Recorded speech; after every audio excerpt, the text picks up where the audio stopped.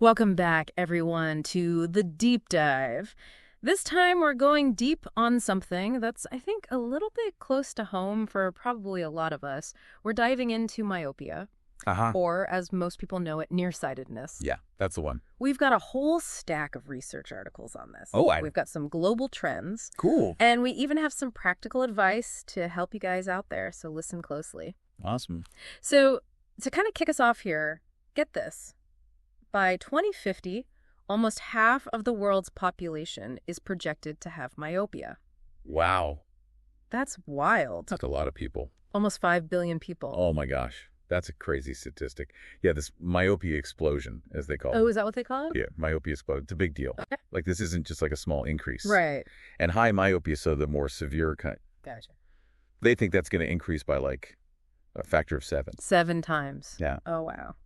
Well, it's a little unsettling to imagine a future where so many people are struggling to see clearly. Yeah. And it seems like the Asia-Pacific region is going to be hit particularly hard, according to some of these articles. So, yeah, I mean, just imagine like some areas with myopia rates as high as like 69%. 69? Yeah, 69%. Wow. So that's almost like 7 out of every 10 people. Wow. Okay. And it's especially, I think, kind of concerning when you think about the younger generation. Oh, right.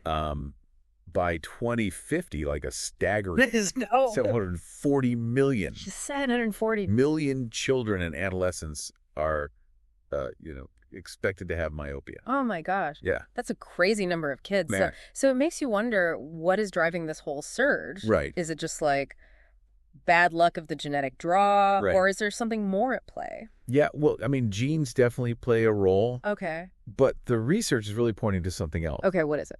Our environment and our lifestyles. Oh, yeah. You know, think about how much our world has changed, even in the last, I don't know, couple decades. Yeah, that's true. Education is more widespread now. Yeah.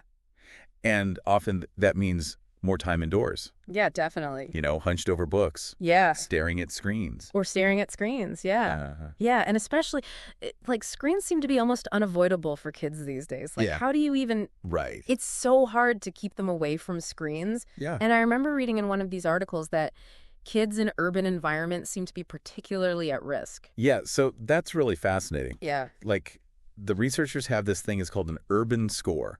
An urban score. Okay. So basically, for every point this urban score goes up, a child has like a 9% higher risk of developing myopia. Oh, wow. So that really highlights the role of our surroundings. Yeah. Wow. It makes me think about how different things were when I was a kid. Yeah. We were always outside playing until the streetlights came on. Yeah. Now it's like kids are spending more and more time indoors glued to their devices. I know. It's such a huge shift. Yeah. And it's, happening all over the world. Yeah. But it's not the same everywhere. Yeah. Our sources pointed out that, like, there's these interesting geographic variations Oh, okay. in myopia rates. Okay. So, for example, like, East Asia has the highest rates, Oh, okay. whereas Europe has stayed relatively stable. Interesting. Yeah. And even within a single region, there can be huge differences between, urban and rural areas. Right. So, like, it really points to the influence of, environment and culture. Absolutely. Yeah, it's crazy. And I think it really underscores how important it is to understand the long-term consequences Right. of myopia if it's left unmanaged. Yeah. Like, it's not just about needing glasses, right? Right, exactly. It can actually increase your risk of some serious eye conditions.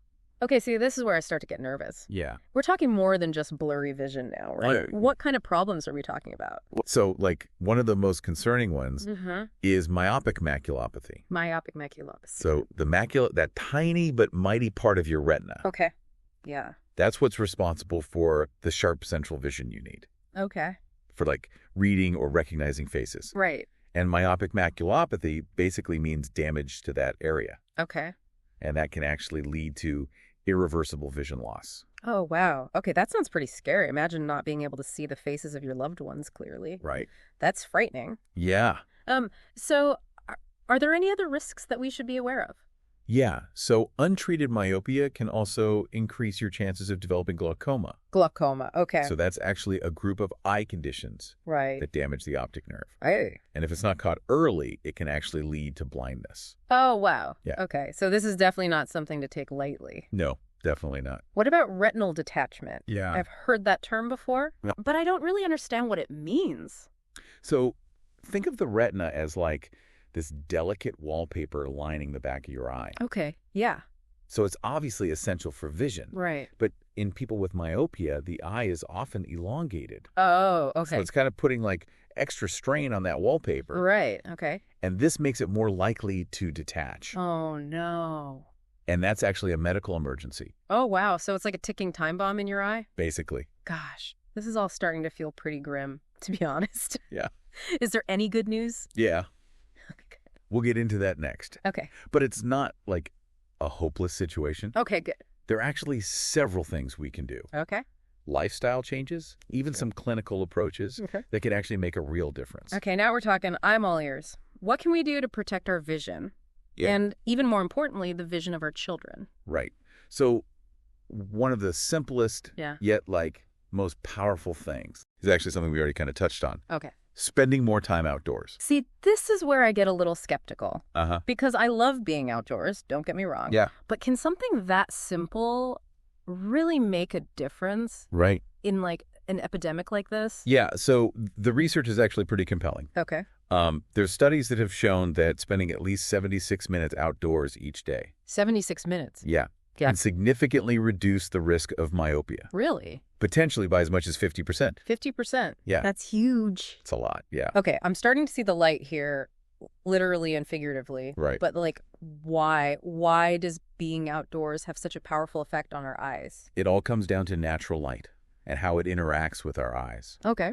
So sunlight actually triggers the release of dopamine in the retina. Interesting. And that seems to play a key role in like regulating eye growth Okay. and development. Gotcha. It's like giving your eyes like a dose of healthy sunshine. Okay. Yeah, that makes sense. Yeah. But it's not just about getting enough sunshine, right? Right. We also need to be mindful of all the time we're spending staring at screens. Yeah. Especially kids. Especially kids, yeah. Oh, man. Managing screen time Yeah. and near work is crucial. It's so hard. I know, especially in our digital age. Yeah. But, you know, it's not about demonizing screens. Right. It's about using them wisely Right, yeah. and giving our eyes a break. Yeah, I think we're all guilty of spending a little too much time on our devices. Yeah, for sure. Do you have any practical tips? Yeah. For like managing screen time effectively? Yeah, so one simple strategy Okay. that can actually make a big difference Okay. is the 20-20-20 rule. Okay, the 20-20-20 rule. I've heard of that. Yeah. What is that again? So every 20 minutes, Okay. take a 20-second break Uh-huh. and look at something 20 feet away. Oh, okay. So it's just like a mini vacation for your eyes. Oh, that's a good way to put it. A mini vacation. Yeah. I've heard of that rule, but I'm terrible at remembering to actually do it. Me too. Maybe I need like an app or something that reminds me to take breaks. Yeah, totally. Speaking of technology, it seems like it's both part of the problem Yeah. and potentially part of the solution here, right? Totally. Like, we can't exactly go back to living in a world without screens. I know. But maybe we could use technology to nudge us towards healthier habits. I love that. Right. Yeah. Like, imagine apps that, track your screen time Right. and provide personalized recommendations for reducing eye strain. I love it. Right. Right. Or, even incorporate eye exercises Right. into our daily routines. Yes. It's like, instead of feeling overwhelmed by technology, Right. we could actually use it to protect our vision. Yes, I love that idea. Like turning the enemy into an ally. Totally. Yeah. So, but thinking beyond individuals and their habits. Right. What about broader societal changes? Yeah. What would a truly vision-friendly society look like? Ooh, that's a really great question. Right. Yeah, I mean, like, imagine cities Yeah. designed with eye health in mind. Yeah. So, like, green spaces, Uh-huh. parks, Yeah. playgrounds, Yeah. plentiful, Yeah. easily accessible, Yeah. encouraging people of all ages to Yeah. spend more time outdoors. I love that idea. Yeah. Instead of concrete jungles, Right. we'd have these urban oases Yes. where people could connect with nature Yes. and give their eyes a break from Yes. the constant stimulation of city life. I love that. It's about more than just individual choices, right? Right. It's about creating environments Yeah. that actually support healthy vision. Absolutely. And it goes beyond urban planning.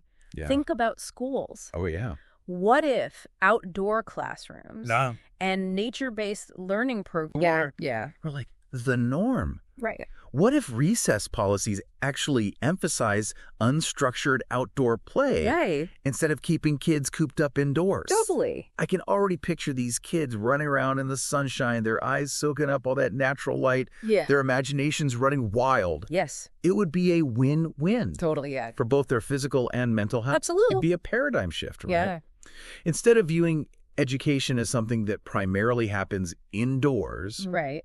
we'd embrace this idea Yes. that learning can and should take place in nature. Yes, absolutely. I love it. But changing the physical environment is only part of the solution. Okay, yeah. We also need to change Okay. the way we think about eye health. You're right. Education is key. Yeah. If people don't understand the risks Right. and what they can do to protect their vision, Yeah. it's hard to make any lasting changes. Absolutely. Yeah. It's not even just about teaching people the facts. Right. It's about empowering them Yes. to make informed choices. Yes, exactly. Right. Imagine if we had these public awareness campaigns Yeah. that emphasize the importance of eye health, Yes. just like we have campaigns for Sure. heart health Okay. or cancer prevention. exactly. We need to make eye health a national priority. Totally. We need to shift the culture Yeah. from one of reaction, like Hey. waiting until there's a problem to seek help, Yeah. to one of prevention. Yes. Right. Exactly. It's about making eye health part of like everyday conversations Yes. and routines. Yes. I love it. Yeah. So, a vision-friendly society would be one that values outdoor time, Uh-huh. prioritizes eye health education, Yes. and makes regular eye exams Yeah. a standard part of healthcare. It Yeah. sounds pretty utopian, Yeah. but also incredibly necessary. Given the scale of this whole myopia epidemic, Absolutely. it does feel a bit like a dream. Yeah. But I think it's a dream worth striving for. It is. You know? Mm. We've made incredible progress Yeah. in addressing other public health challenges. Totally. So why not myopia? Right. Exactly. It's about rethinking our priorities Yeah. and recognizing that vision is a precious gift Yes. that deserves our attention and care. Absolutely. This whole vision of a vision-friendly future is incredibly inspiring. Yeah. But what about the people who are already living with myopia? Yeah. You mentioned earlier that there are these clinical approaches that can Uh-huh. help manage it. Right. Can you tell us a bit more about those? Absolutely. So while lifestyle changes are like the foundation, Right. there are also some exciting advancements in the clinical management of myopia. Okay, cool. So one approach that's gained a lot of attention Mm-hmm. is the use of low-dose atropine eye drops. Okay, this is where things get a little bit more technical. Yeah. Remind me, what exactly is atropine Okay. and how does it help with myopia? So atropine is a medication Okay. that in low doses Mm-hmm. can actually help to relax the focusing muscles in the eye. Okay. And this relaxation seems to slow down Okay. the elongation of the eyeball Okay. that's associated with myopia. Gotcha. So it's not about directly correcting vision, Right. like glasses or contacts, Right. but rather about influencing the way the eye grows Exactly. and develops. Yes. Okay. It's like putting the brakes on myopia progression. Okay. And the research is, it's pretty impressive. Okay. Some studies have shown that low-dose atropine Mm-hmm. can actually reduce axial elongation, so that's the lengthening of the eyeball, Okay. by up to 50% or more. Wow, 50%. That's a significant impact. It is, yeah. Wow, that's amazing. Are there any downsides Yeah. to using atropine eye drops? Like any medication, low-dose atropine can have side effects, Okay. but they tend to be pretty mild. Okay. So some children might experience a bit of light sensitivity Okay. because their pupils are slightly dilated. Okay. But that's usually pretty manageable with sunglasses, especially when they're outdoors. Yeah, that doesn't sound too bad. Anything else that, like, parents should be aware of? In some cases, children might experience a little bit of blurry near vision, Okay. which can make reading a bit more difficult. Okay. But it's really important to discuss the potential benefits and risks Right. with your eye care professional Yeah. to see if atropine is actually right for your child. Yeah, it sounds like a promising treatment. Yeah. But definitely something to discuss with a doctor who Right. can, evaluate your child's specific needs and situation. Exactly. What about those specialized contact lenses you Yeah. mentioned earlier? Yeah. You talked about orthoc lenses. Yeah. The ones that you wear overnight. to reshape your cornea. Yes. Tell me more about how that works. So orthic lenses are kind of like invisible braces for your eyes. Invisible braces for your eyes. Okay. Yeah. I like that. So they're rigid, gas-permeable lenses that gently flatten the central part of your cornea while you sleep. Okay. So this reshaping can actually correct your vision. Okay. So you can see clearly during the day without needing glasses. Oh, wow. Or contacts. So it's like you go to bed with blurry vision and you wake up seeing clearly. Yeah. That must be a game changer for people who hate wearing glasses. I know, it's amazing. Or contacts all day. It really is, yeah. That's so cool. Yeah, and beyond like providing that clear daytime vision, Orthoc has also shown some promise in actually slowing down myopia progression. Oh, really? Yeah, so by reshaping the cornea, these lenses are actually changing the way light focuses on the retina, so potentially reducing the stimulus for myopic eye growth. So it's like a 2-for-1 deal. Totally, yeah. You're correcting your vision and potentially slowing down the progression of myopia. Yeah. Sign me up. But are there any downsides to using Orthon? Just like any contact lens, there's always that risk of eye infection that's right. if you don't follow like proper hygiene practices. Right, yeah. And some people might experience a little discomfort or dryness when they first start wearing them. Yeah. So it takes some getting used to. Yeah. It makes sense that you'd need to be extra careful about keeping those lenses clean. Yeah. Especially since you're wearing them overnight. Exactly. Are there any other options when it comes to contact lenses and myopia management? So there are also myopia control soft contact lenses. Oh, okay. So these are designed with like multiple zones of focus. Okay. Which means that they distribute light differently on the retina. Okay. So think of them like multifocal eyeglasses. Okay. But in contact lens form. Gotcha. Yeah. So they're essentially multitasking. Yeah. Correcting vision and potentially slowing down myopia progression at the same time. That's pretty impressive. It is. The research on these lenses is also really promising. Okay. Some studies have shown that they can be just as effective as like low-dose atropine in slowing down myopia progression. Cool. It's a really rapidly evolving field. Yeah. And we're likely to see like even more innovative treatments that's exciting emerge in the coming years. Yeah, it's exciting to think about the possibilities. It sounds like there's a lot of hope on the horizon for managing myopia. Absolutely. But before we get too carried away with all these like clinical interventions, I think it's important to reiterate that they're not a replacement for those like fundamental lifestyle changes we talked about earlier. I completely agree. Right. Yeah. Spending time outdoors. Managing screen time, eating a healthy diet. Right. Those are still like the cornerstones of protecting our vision. Absolutely. Whether or not we're using any clinical interventions, it's about taking a holistic approach to eye health. Yes. Recognizing that our choices and our environment both play a role. I agree. But I'm curious, we've talked a lot about, urban environments and the higher myopia rates associated with them. Right. But why do some regions of the world have significantly higher rates of myopia than others? That's a great question. Yeah. And it's actually one that researchers are still kind of grappling with. Okay. It's this complex interplay of factors, including genetics, lifestyle, even cultural norms. Wow. It's like trying to solve this giant puzzle with pieces scattered all over the world. It is a puzzle, isn't it? It is. The sources mentioned that East Asian countries consistently have the highest myopia rates. Yeah. Is there any insight into what might be contributing to that? So there are some fascinating theories. Okay. Some researchers believe that the intense educational pressures and study habits that are common in some East Asian cultures might be contributing to those higher rates of myopia. Okay. So children in these cultures often spend hours and hours each day. Yeah, that's true. Studying and doing close-up work. Yeah. Which, that could be putting a strain on their eyes. Right. Yeah. It makes you wonder if there's like a connection between academic achievement and myopia rates. Right. Are there any other cultural factors that might be at play? So some studies suggest that attitudes towards outdoor time might also play a role. So in some East Asian cultures, Spending time indoors might be more encouraged or seen as safer than spending time outdoors. Yeah, okay. So it's not just about the availability of green spaces. Right. It's also about how people perceive and value time spent in nature. It's amazing how deeply intertwined our culture, our environment, and our health are. Totally.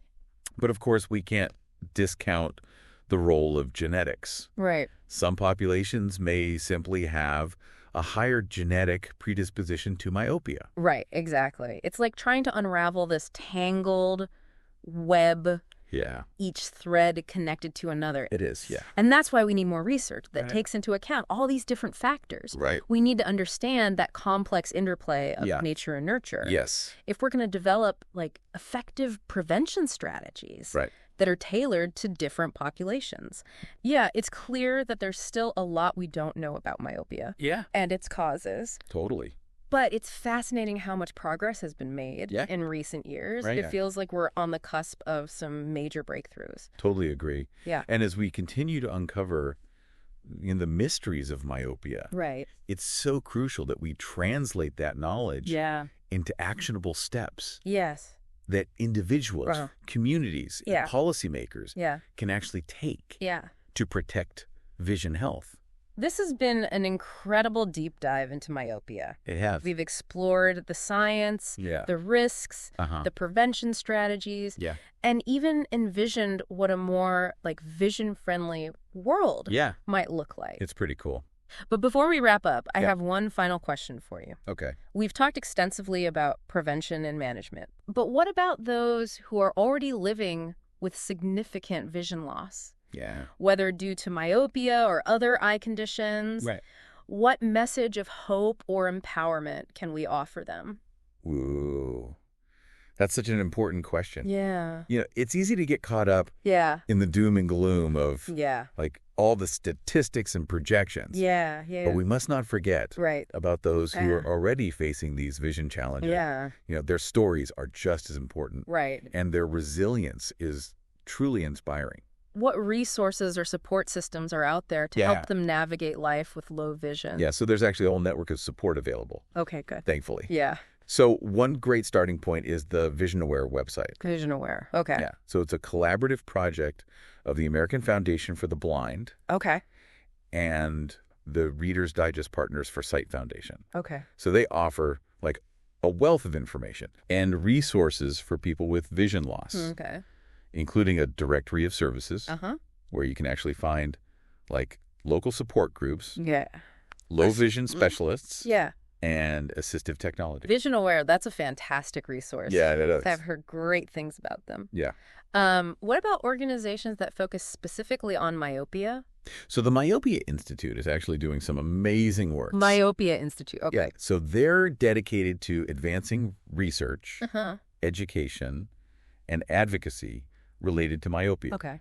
They have a great website with tons of information for both professionals and the public. I'll definitely be checking that out. Cool. Speaking of resources, what about assistive technology? Yeah. What kind of tools are available these days? Yeah, so the advancements in assistive technology have been incredible. Okay. So we now have screen readers that can read text aloud. Okay. Magnifiers that enlarge text and images. Right. And even smart glasses that can provide real-time navigation assistance. Wow.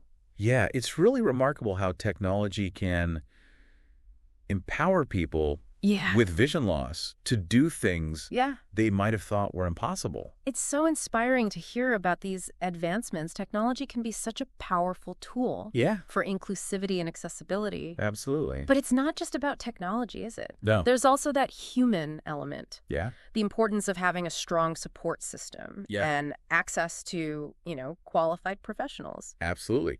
So low vision specialists Okay. can actually provide personalized support and training to help people adapt to life with low vision. Okay. They can teach them how to, use assistive technology effectively, how to modify their homes and workplaces to make them more accessible, and how to navigate daily tasks with confidence. It's about providing people with the tools and support they need to live full and meaningful lives. Yes. Regardless of their vision challenges. Absolutely. But it's also about something more, isn't it? Yeah. It's about fostering a sense of hope. Yes. And resilience. Yeah. This belief that even in the face of adversity, there's still so much to live for. That's beautifully said. Yeah. You know, the human spirit is incredibly resilient. Yeah. And even if you are living with vision loss, right, there's still so much you can do yeah, to live a fulfilling and meaningful life. Yeah. You know, it's about focusing on what you can do, right, not on what you can't. Right.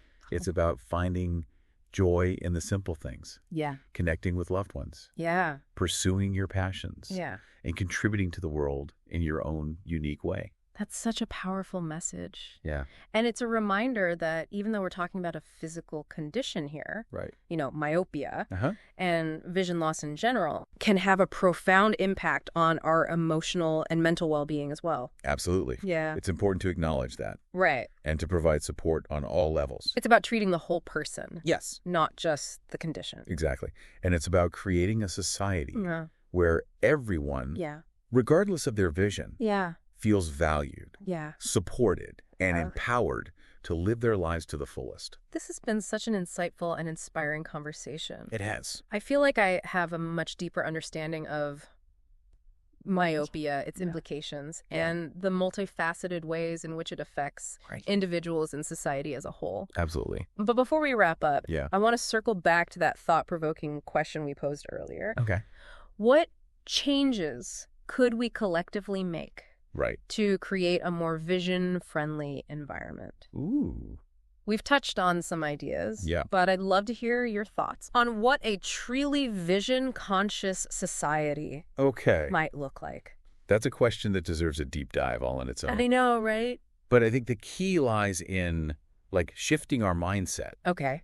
So instead of viewing vision as something we kind of take for granted until there's a problem, we need to start thinking about it as this precious resource that needs to be protected and nurtured from the very beginning. It's about making eye health a priority, not an afterthought. Exactly. What are some of the key elements you envision for this, like vision-friendly society? I envision a world where outdoor time is, like, valued and encouraged. Okay. Not just for children, but for people of all ages. Right. I picture cities designed with, like, abundant green spaces, parks and playgrounds. I like it. Urban oases where people can escape the concrete jungle and reconnect with nature. It's about blurring the lines between the indoors and the outdoors. Totally. Recognizing that nature has this profound impact on our physical and mental well-being. Absolutely. And it goes beyond the physical environment. Okay. I envision a society where technology is designed with eye health in mind. Oh, interesting. Right. Yeah. Like, imagine devices and apps that incorporate features that actually promote healthy vision habits. Okay, yeah. Like reminders to take breaks. Yeah. Adjust screen brightness. Yeah, that's a good one. Think about workplaces designed with, you know, ergonomic workstations, ample natural light, and, like, a culture that encourages employees to prioritize their eye health. It's about creating environments, both physical and virtual, that support those healthy vision habits. Yes. But it's also about something more intangible, isn't it? Yeah. It's about cultivating a culture of awareness and understanding around eye health. That's right. It's about making eye health part of, like, everyday conversations, just like we talk about healthy eating or exercise. Yeah. It's about empowering people with knowledge so they can actually make informed choices about their own eye health and the eye health of their families. Yes. It's about ensuring that everyone has access to quality eye care, regardless of their income or background. It's about creating a world where eye health is valued and prioritized. Yes. Not just by individuals, but by society as a whole. Absolutely. What a powerful vision. Yeah. But it's also, like, a daunting one. It is. It feels like there's so much work to be done. Yeah, it's true.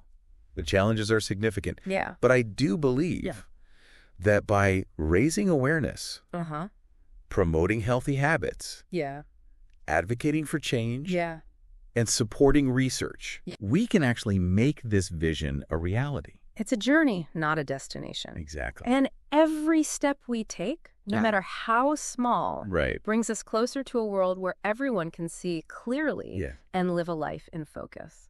That's beautifully said. I love that. This conversation has given me so much hope and inspiration. Good. I'm feeling energized to do my part in creating this vision-friendly future. Yes. But before we wrap up, I want to leave our listeners with a final thought to ponder. Okay. We've talked about the importance of taking care of our physical eyes. Yeah. But what about nurturing that inner vision? Oh, I love that. What steps can we take, even small ones, to cultivate a sense of clarity, purpose, and direction in our lives? That's a question we can all benefit from asking ourselves. It is. And perhaps as we journey through life, paying attention to both our physical and inner vision will allow us to experience the world with greater clarity, meaning, and joy. What a beautiful thought. Thanks for joining us on this deep dive into myopia and beyond. It's been a pleasure. We hope you've gained some valuable insights along the way. And remember, keep those eyes healthy and that inner vision bright.